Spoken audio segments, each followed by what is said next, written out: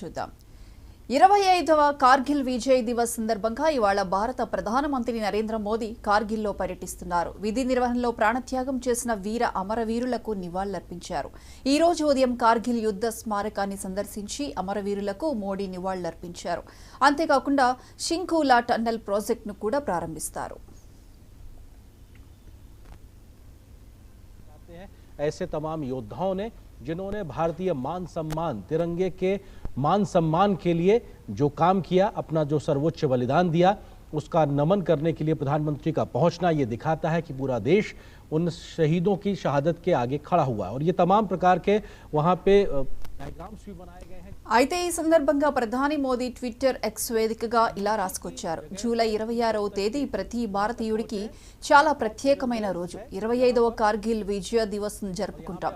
మన దేశాన్ని రక్షించే వారందరికీ నివాళులర్పించే రోజు. నేను కార్గిల్ యుద్ధ స్మారకాన్ని సందర్శించి మన వీరులకు నివాళులర్పించడంతో పాటు షింకులా టన్నెల్ ప్రాజెక్టు పనులకు శంకుస్థాపన చేయబోతున్నాను.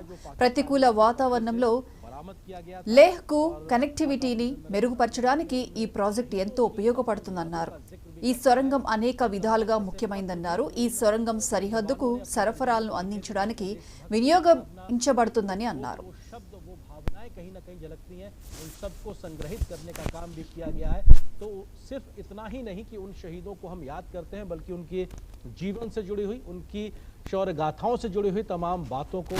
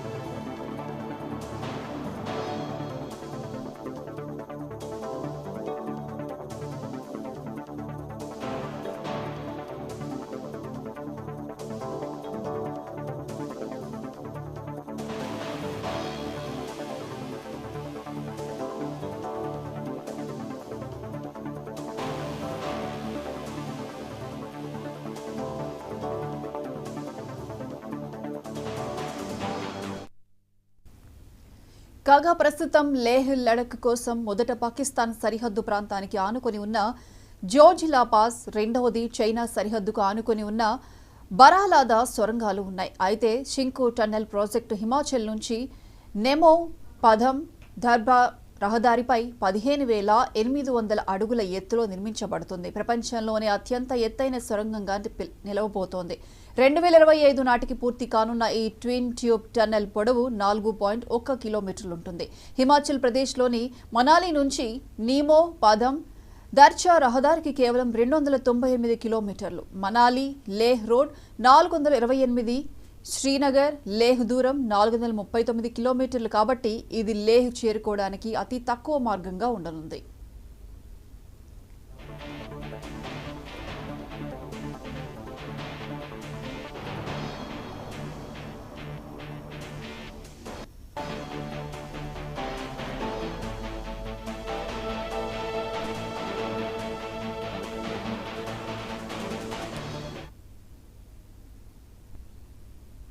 देश ने इस युद्ध को जीत लिया है। तमाम ऐसे मौके आए जब हमारी तमाम रणनीतियां उतनी कारगर साबित होती नजर नहीं आई, लेकिन हर बदलते दिन के साथ हमने अपनी रणनीति को बदला। कैसे इन्फेंट्री ने अपनी लड़ाई लड़ी, कैसे वायुसेना ने अपने मोर्चेबंदी की, और उसके बाद जाके पाकिस्तान की इस घुसपैठ की कोशिश को पूरी तरह नाकाम किया गया।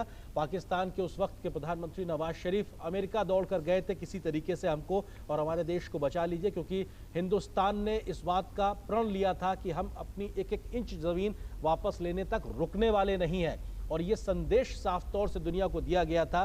और उस वक्त हिंदुस्तान को इस लड़ाई में कई प्रकार से कुछ देशों की जो मदद भी मिली, जिसमें इजराइल का नाम बेहतरी से आता है कि युद्ध सामग्री की एक मौजूदगी होना भी बहुत मायने रखता है। लेकिन साजो सामान ही नहीं, युद्ध के गोली बारूद और गोला ही नहीं, बल्कि जो जज्बे की कहानी, जिस जज्बे से इस युद्ध को भारतीय रणबांकुरों ने, नौजवानों ने, जवानों ने उस वक्त लड़ा, ये उसकी कहानी है और शायद इसीलिए कारगिल युद्ध स्मारक में एक विजय पथ का निर्माण भी किया गया है, जिसके दोनों ओर तमाम शहीदों के बारे में जानकारी लिखी गई और उस विजय पथ को विजय पथ नाम ही इसलिए दिया गया है कि इस पथ के माध्यम से आप जब वहां से गुजरेंगे तो तमाम उन शहीदों के नाम, स्मारक और उनकी गाथाओं को वहां उकेरने से, पढ़ने के आप जान पाएंगे कि कैसे इस माध्यम से, इस शौर्य गाथा के तरीके से इन्होंने अपना जो योगदान दिया है, तब जाकर आज ये तिरंगा यहाँ पर अपनी पूरे आन बान के साथ लहराता नजर आ रहा है। ये ग्रुप फोटो प्रधानमंत्री की मौजूदगी कारगिल युद्ध स्मारक द्रास में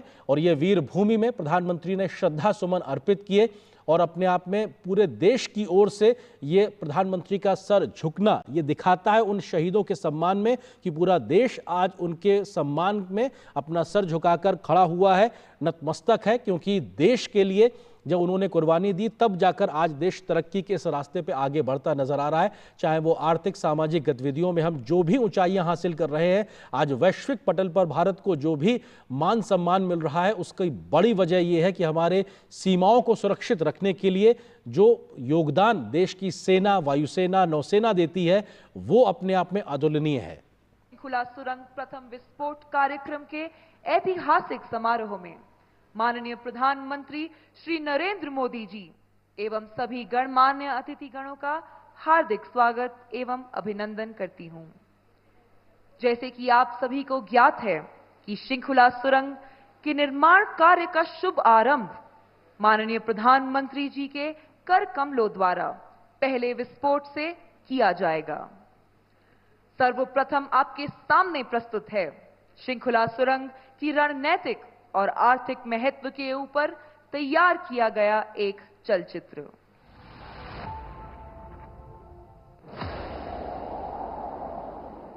भारत के सुदूर उत्तर में बसा सीमावर्ती केंद्र शासित प्रदेश एवं कठिन मौसम की वजह से दुनिया के सबसे कठिन इलाकों में भी जाना जाता है। विगत एक दशक से राष्ट्र ने माननीय प्रधानमंत्री श्री नरेंद्र मोदी के गतिशील नेतृत्व में न केवल विरोधियों के नापाक इरादों पर काबू पाने के लिए सक्रिय दृष्टिकोण अपनाया है, बल्कि सीमा पर बुनियादी ढांचे के निर्माण की गति को भी बढ़ावा दिया है। बॉर्डर एरिया डेवलपमेंट और सीमा पर सड़कें, पुल बनाने का काम भी बहुत तेजी से हुआ है। मनाली और लेह के बीच निर्माणाधीन निमू पदम दारचा रोड पर शृंखला दर्रे पर 4,800 मीटर की ऊंचाई पर दुनिया की सबसे ऊंची शृंखला सुरंग के निर्माण की मंजूरी भारत सरकार की सक्रिय पहलों में से एक है। सीमा सड़क संगठन को इस महत्वाकांक्षी परियोजना के कार्यान्वयन की जिम्मेदारी सौंपी गई है। 4.10 किलोमीटर लंबी शृंखला सुरंग शृंखला दर्रे को बाईपास करेगी, जो हर साल 4 से 5 महीनों के लिए 15 से 20 फीट बर्फ से ढका रहता है। ये सुरंग ट्विन ट्यूब होगी तथा इसमें हर 500 मीटर पर क्रॉस पैसेज उपलब्ध कराए जाएंगे। इस सुरंग के निर्माण से 4 किलोमीटर यात्रा की दूरी और